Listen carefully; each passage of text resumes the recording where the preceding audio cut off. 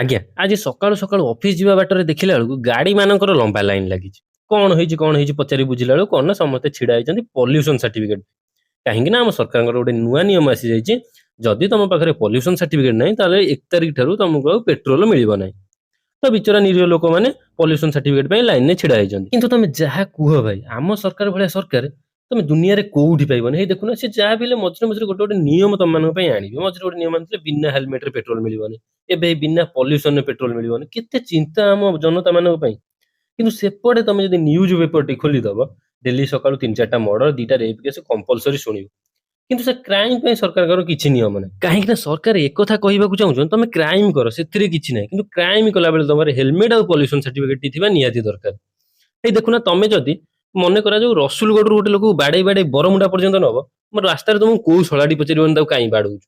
କିନ୍ତୁ ତମେ ରସୁଲଗଡରୁ ବରମୁଣ୍ଡା ପର୍ଯ୍ୟନ୍ତ ଥରେ ବିନା ହେଲମେଟରେ ଗଲ, ରାସ୍ତାରେ 15ଟା ଅଫିସର ତମକୁ ଧରି 17 ଥର ଫାଇନ ନ କାଟିଛନ୍ତି ମତେ କହିବ। ସେଥିପାଇଁ ମୁଁ କୁହେ ଆମ ସରକାର ଜିନ୍ଦାବାଦ।